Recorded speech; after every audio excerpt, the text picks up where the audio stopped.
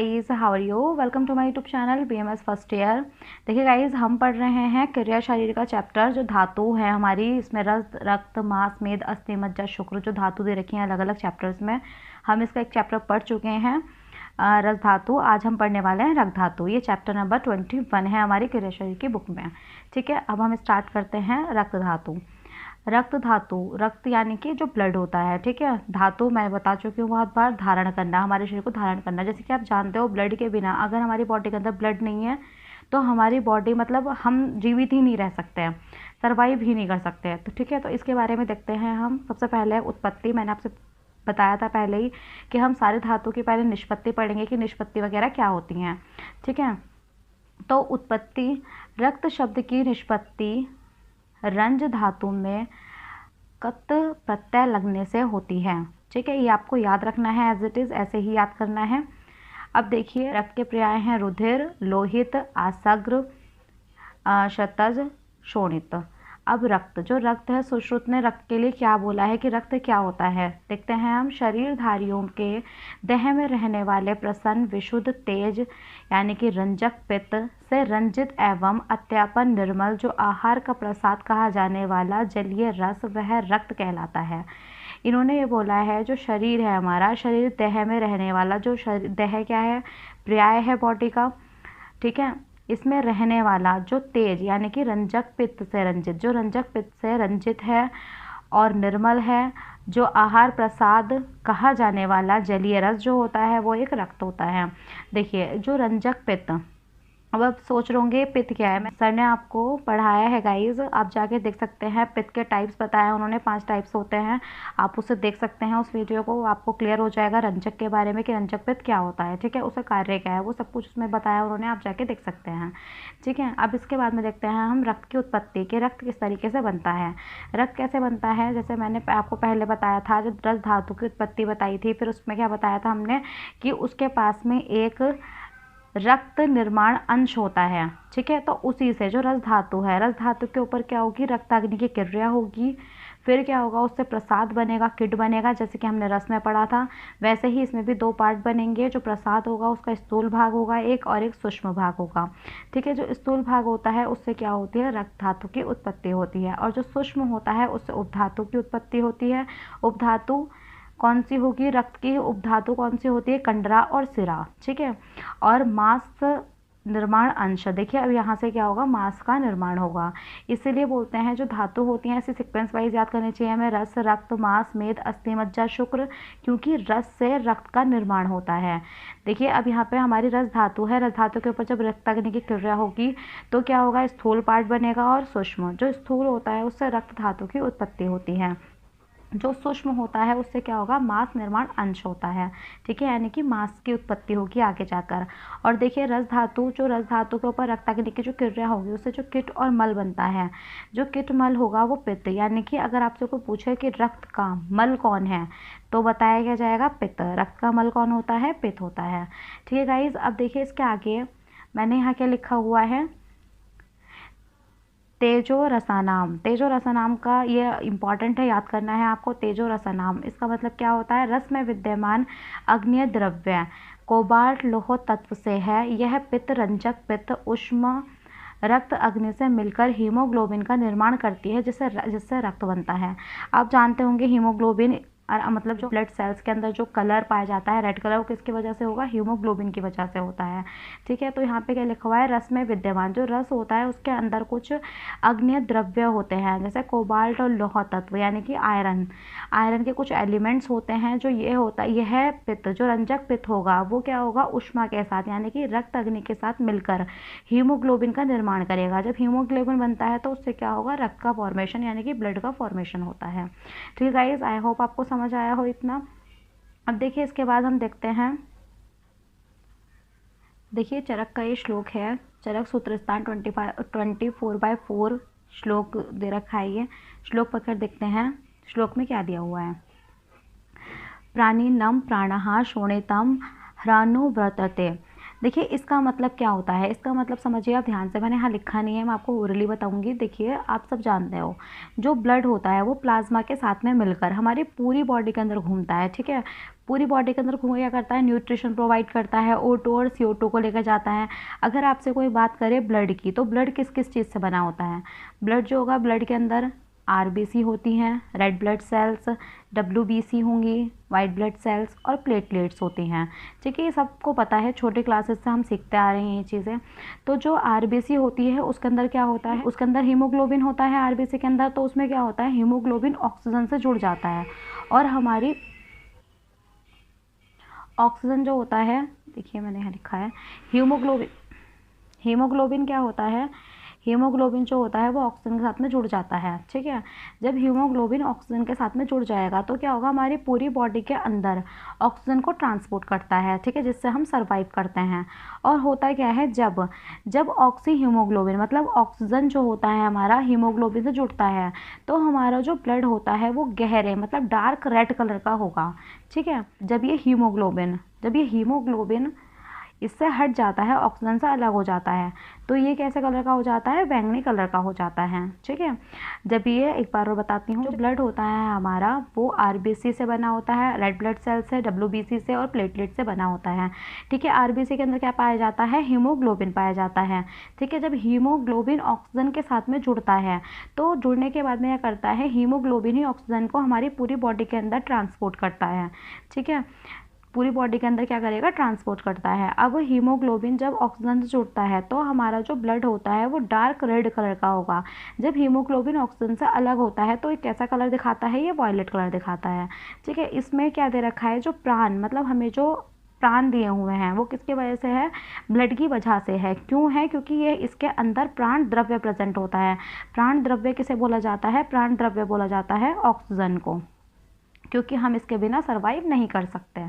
ठीक है गाइज, देखिए गाइज, इसके बाद हम देखते हैं अमाशय आश्रयम पितम रंजकम रस रजनात अष्टांग हृदय सूत्रस्थान 12/12 का ये श्लोक है। इसमें क्या कहते हैं वाग्भट, देखिए वाग्भट ने इसे अमाशय के आश्रित होकर स्वीकार किया है। किसे, रंजक पित्त की बात हो रही है यहाँ पे, पित्त की। तो वाग्भट ने क्या बोला है, ये अमाशय के आश्रित होना स्वीकार किया है, मतलब अमाशय के अंदर माना है इन्होंने। सुश्रुत ने रक्त निर्माण में सहायक पित्त को, मतलब कि जो रक्त का निर्माण होगा, यानी कि ब्लड की जो फॉर्मेशन होती है उसमें जो हेल्प करता है पित्त, कौन पित्त हेल्प करता है, रंजक पित्त। उन्होंने क्या माना है, जो रंजक पित्त होगा वो यकृत यानी कि लीवर में, प्लीहा स्प्लीन में उपस्थित होना बताया है। अब देखिए वाग्भट ने क्या माना है, अमाशय के अंदर रंजक पित्त को माना है, और सुश्रुत ने किसे कहा माना है, यकृत और प्लीहा के अंदर माना है। ठीक है गाइज, आपको ये याद रखना है। अब इसके बाद देखिए रंजक पित्त, सभी आचार्यों ने रंजक पित्त का कार्य एक मत से रस का रंजन करना बताया है। मतलब सभी ही आचार्यों ने क्या बताया है कि जो रंजक पित्त होता है, रंजक पित्त क्या करता है, वो रस का रंजन करता है, यानी कि रंगने वाला है। यानी कि जो प्लाज्मा वाइट कलर का था पहले, येलोइश कलर का था पहले, उसे क्या कर देगा, वो रेड कलर के अंदर, मतलब उसे रंग देगा और रेड कलर के अंदर कन्वर्ट हो जाता है वो। ऐसा माना है सभी आचार्यों ने। रस एक धातु है और इसके रंजन का अर्थ है, इसीलिए रंजक द्रव्य उत्पन्न करना, इसके द्वारा लाल वर्ण की रुधिर कणिकाएं उत्पन्न हो सकें।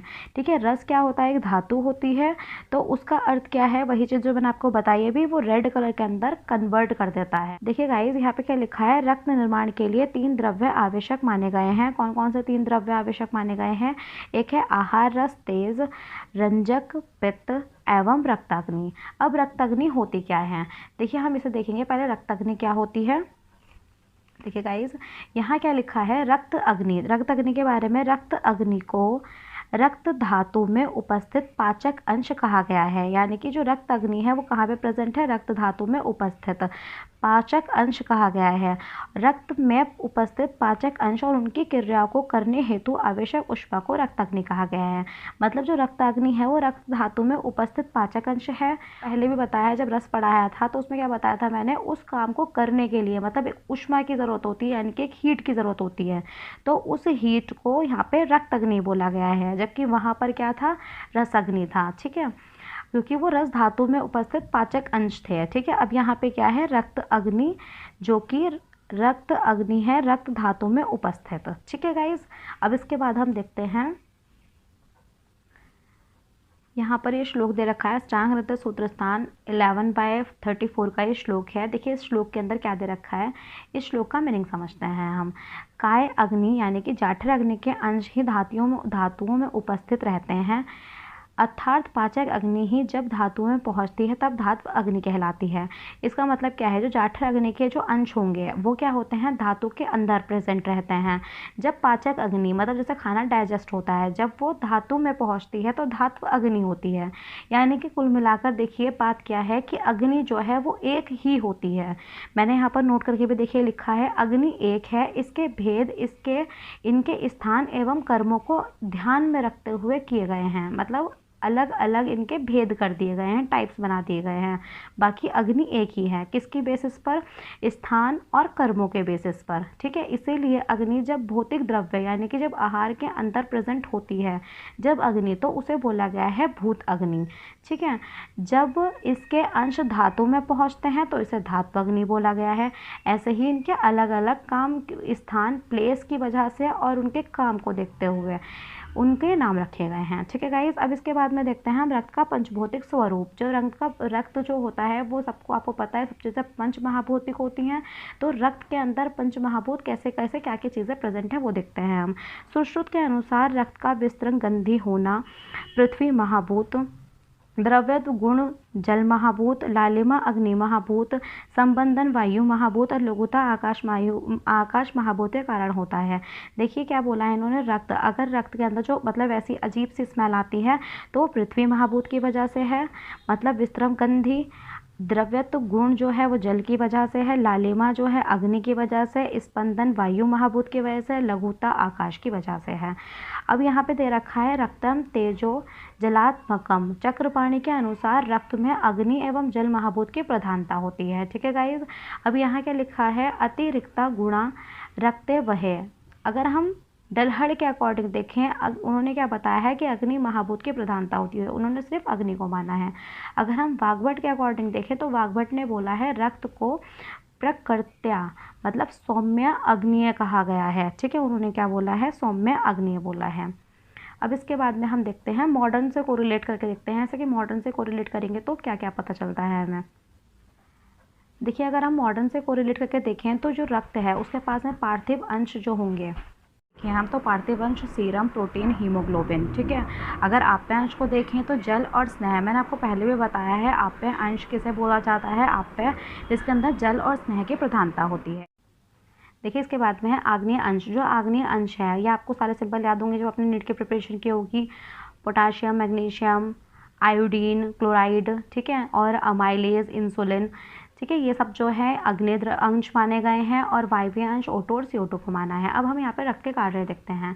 रक्त के कार्य क्या हैं, देखिए गाइस, अगर हम अष्टांग हृदय के अकॉर्डिंग देखें, रक्त का मुख्य कर्म जो है जीवनम है। जीवनम का मतलब क्या है, धारण करना। क्या धारण करना, प्राण धारण करना बताया है। मैंने आपको जैसे बताया था हीमोग्लोबिन जो होता है वो ऑक्सीजन के साथ में मिलता है और हमारी पूरी बॉडी के अंदर ऑक्सीजन को सप्लाई करता है। ठीक है, ऑक्सीजन को सप्लाई करेगा और वो CO2 को लेता है और वापस आ जाता है। जैसे कि फॉर एग्जांपल यहाँ समझिए आप, जैसे ये हमारा हार्ट है। ठीक है, ये हमारा हार्ट हुआ और यहाँ पर क्या है, यहाँ पे लंग्स मान लीजिए और यहाँ पर हमारी पूरी बॉडी मान लीजिए। ठीक है, तो यहाँ से क्या होगा, यहाँ से ब्लड आता है। हार्ट के 4 चैम्बर होते हैं, राइट एट्रियम होता है, यहाँ पे लेफ्ट एट्रियम होता है, राइट वेंट्रिकल होगा, ये लेफ्ट वेंट्रिकल होगा। तो क्या होता है, ब्लड यहाँ से आता है इधर, फिर ऐसे आता है, ये ऑक्सीजनेटेड ब्लड होता है, अंदर आएगा, फिर हमारी बॉडी के अंदर जाता है। ठीक है, बॉडी को ऑक्सीजनेटेड ब्लड मिल जाता है। यहाँ से क्या होगा, जो CO2 मतलब कि जो कार्बन डाइऑक्साइड जिसके अंदर होगी प्रेजेंट, ठीक है, वो कहाँ जाएगा, डायरेक्ट वो जाता है हमारा राइट एट्रियम के अंदर, राइट एट्रियम से राइट वेंट्रिकल के अंदर, वेंट्रिकल से कहाँ जाता है, लंग्स के अंदर। ठीक है, फिर यहाँ पर जो CO2 है वो हमारी बाहर आउट चली जाती है। तो जो ये प्रोसीजर होते हैं, सारा काम किसका है, रक्त का कार्य है। रक्त ही ये सारे काम को करता है। ठीक है, और यही हमें जीवन देता है, इसलिए इसे जीवनम बोला गया है, क्योंकि अगर ये प्रोसेस हमारी बॉडी के अंदर नहीं होगा तो हम सर्वाइव नहीं कर सकते हैं। अब देखिए, रक्त, प्लाज्मा, ब्लड सेल पोषण करती है, यह पोषण भी करती है, न्यूट्रिशन प्रोवाइड करती है। ठीक है, जैसे कि आपको पता है अगर कोई बेबी होता है तो उसे ब्लड के थ्रू ही मतलब न्यूट्रिशन मिलता है और हमें भी खुद को सारा न्यूट्रिशन वगैरह जो हमारी बॉडी के अंदर एब्जॉर्ब होता है वो सारा ब्लड के थ्रू ही होता है। ठीक है, अब देखिए O2 और CO2 का ट्रांसपोर्ट, हार्मोन्स का ट्रांसपोर्ट, एक्सक्रीशन का, वाटर बैलेंस, ये सब कुछ कौन करता है? रक्त करता है। ठीक है, अब यहाँ पे दे रखा है रक्त का प्रमाण। रक्त का प्रमाण मैं आपको पहले ही बता चुकी हूँ, सर ने आपको पढ़ाया प्रमाण चैप्टर, शरीर रचना के अंदर हमारा पूरा चैप्टर है, आप वहाँ पे जाकर देख सकते हैं। इसका जो प्रमाण होता है वो क्या होता है? 8 एंजेलिस का प्रमाण होता है। ठीक है गाइज, रक्त उत्पत्ति स्थान, रक्त की मतलब कौन सी जगह पर रक्त की उत्पत्ति होती है? यकृत एवं प्लीहा को रक्त उत्पत्ति स्थान बताया गया है, ये आपको याद रखना है। वैसे आपको मॉडर्न में भी आप पढ़ते हो, यकृत यानी कि लीवर और प्लीहा यानी कि स्प्लीन, इसे क्या बताया गया? स्थान बताया गया, यानी कि हमारे ब्लड की फॉर्मेशन होती है। ठीक है गाइस, देखिए इसके बाद देखते हैं हम रक्तक्षय के लक्षण, बहुत ज़्यादा इंपॉर्टेंट है। मैंने यहाँ पर अष्टांग हृदय सूत्र स्थान 11/17 का श्लोक लिखा है, इसे आपको याद करना है, इंपॉर्टेंट है। 11 चैप्टर में भी आपको याद करना पड़ेगा अष्टांग हृदय के, तो इसलिए यहीं पर याद कर लीजिए, इजी पड़ जाएगा। देखिए रक्तक्षय में त्वचा, रुक्ष, शीत एवं अम्ल पदार्थों के खाने की इच्छा उत्पन्न होती है। अगर रक्त का क्षय होता है तो त्वचा जो होगी रुक्ष हो जाएगी, शीत और अम्ल पदार्थों को खाने की इच्छा होती है और शिराओं में शिथिलता होती है। ठीक है, अगर रक्त वृद्धि होती है, रक्त की वृद्धि हो जाती है हमारी बॉडी के अंदर, तो जब क्या होता है देखते हैं हम। ये श्लोक है अष्टांग हृदय सूत्र स्थान 11/8-9 श्लोक है, ये आप याद कर लीजिएगा। देखिए यहाँ पे क्या लिखा है? विसर्प प्लीहा वृद्धि, प्लीहा वृद्धि होती है। विद्रति यानी कि एब्सेसेस, यहाँ पे देखो लिखा है रक्तम, विसर्प, प्लीहा, विदथीन, कुष्ठ, वात, तो यहीं पर ये सब चीज़ें मैंने लिख रखी हैं, इसलिए मैं समझा पढ़ के बता नहीं रही हूँ आपको, यही बता देती हूँ। विसर्प, प्लीहा वृद्धि, और यहाँ पे विद्रति यानी कि एब्सेसेस, कुष्ठ स्किन डिजीज, वात रक्त यानी कि जैसे ग्वाट हो गया, और रक्त पित्त से होने वाले डिजीज ट्यूमर हो गई। अब उपकुष्ठ किसे बोलते हैं? दंत रोग को, कामला जॉन्टिस को, वंग मूल रोग को, जठराग्नि का नष्ट हो जाना, सम्मोह मूर्छा यानी कि अनकॉन्शियसनेस होना, और त्वचा जो हमारी स्किन, और नेत्र यानी कि आईज, और मूत्र यानी कि यूरिन। यूरिन में क्या होता है? ऐसा रेड हो जाना, कभी कभी ऐसा होता है आंखें रेड हो रही है। जब हमारे बॉडी के अंदर ब्लड की वृद्धि हो जाती है, मतलब ब्लड ज़्यादा हो जाता है, तो क्या होता है? हमारी आंखें भी रेड रहने लगती हैं, त्वचा रेड होने लगती है, स्किन भी। देखिए गाइस, इस चैप्टर का लास्ट पॉइंट बचा है हमारा रक्तसार पुरुष के लक्षण। मैं आपको बता चुकी हूँ सार क्या होता है, शुद्धतर रूप धातुओं का। तो रक्तसार पढ़ेंगे हम, त्वक्सार हमने रस धातु में पढ़ा है। ठीक है गाइस, अब देखते हैं जिस पुरुष के कान, अशी, मुख, जिह्वा, नासा, ओष्ठ, पैर, हाथ के तलवे, नख, ललाट और शिशिन स्निग्ध रक्त वर्ण शोभा युक्त चमकने वाले होते हैं, उन्हें रक्तसार पुरुष कहा जाता है। रक्तसार पुरुष किसे बोला जाएगा? जैसे कान, अशी, मुख, मुंह, जिह्वा मतलब टंग, नासा, नोज, ओष्ठ यानी कि होठ, हाथ पैर के तलवे, नख, नाखून, और ये कहते हैं ललाट, फॉरहेड वगैरह जो होते हैं स्निग्ध हों, और रक्त वर्ण मतलब रेड से हों, और शोभा युक्त मतलब अच्छे लगते हों, जो चमकने वाले हों, मतलब किसी की बॉडी बहुत शाइन करती है ना, इस टाइप के पर्सन। ठीक है, तो उन्हें क्या बोला गया है? रक्तसार पुरुष कहा गया है। शुद्ध रक्त का लक्षण, अगर हम शुद्ध रक्त का लक्षण देखें, अष्टावहर विधि विशेषायन में बताई गई विधियों के अनुसार जो मनुष्य आहार का सेवन करता है तथा जिस देश सात्म्य, काल सात्म्य एवं ओक सात्म्य का ज्ञान है, उसके पचन उपरांत उत्पन्न आहार रस से रक्त का निर्माण होता है, इसे शुद्ध रक्त कहते हैं। देखिए गाइस, यहाँ पे क्या बताया हुआ है? इसमें ये बताया हुआ है कि जो भी मनुष्य आहार का सेवन करता है तथा जिस देश में वो सात्म्य, काल सात्म्य और ओक सात्म्य का ज्ञान है, उसके जो पाचन उपरांत उत्पन्न आहार से क्या होता है? रक्त का निर्माण होता है। मतलब जो वो खाता है उससे क्या होता है? रक्त का निर्माण हो रहा है, उसे शुद्ध रक्त कहते हैं। अब शुद्ध रक्त के लक्षण क्या होते हैं, हम यहाँ देखते हैं शुद्ध रक्त के लक्षण। जिन व्यक्तियों का रूप प्रसन्न हो, इंद्रियां स्वस्थ हो तथा अपने विषय को भली भांति ग्रहण करती हो, पाचन जिनका सम्यक प्रकार से हो रहा हो, मल मूत्र आदि का वेग बाधा रहित होकर हो, और जो सुखी हो, पुष्प हो, बलवान हो, वे शुद्ध रक्त वाले कहे जाते हैं। यानी कि बात यह है कि जो व्यक्ति खुश रहता हो, जिसकी इंद्रियां यानी कि ज्ञान इंद्रियां, कर्मेंद्रियां स्वस्थ हों, अपने विषय को वो हमेशा भली भांति उसे समझता हो, और पाचन उसके खाने का डाइजेस्ट इजीली उसे हो रहा हो, और मल यानी कि जो उसका यूरिन वगैरह है या फिर स्टूल है, मूत्र आदि, वो जो है सही से उसके मतलब बिना किसी रुकावट के बाहर आ रहा हो, और वो सुखी हो, पुष्प हो, बलवान हो, ऐसे व्यक्ति को क्या बोला गया है, शुद्ध रक्त वाले कहे जाते हैं। ठीक है गाइस, देखिए गाइस आज हमारा ये जो चैप्टर है रक्त धातु ख़त्म हो चुका है। इससे नेक्स्ट वीडियो के अंदर मैं आपको पढ़ाऊंगी मांस धातु। अगर आपको कोई प्रॉब्लम हो तो कमेंट बॉक्स में मुझसे लिखकर पूछ सकते हैं। अगर मेरे चैनल पर नए हैं तो प्लीज़ मेरे चैनल को सब्सक्राइब करें, बेल आइकन को प्रेस करना नहीं भूलें। और अगर मेरी ये वीडियो पसंद आई हो तो प्लीज़ इसे लाइक करें और अपने फ्रेंड्स के साथ शेयर करें। ठीक है guys, thank you so much.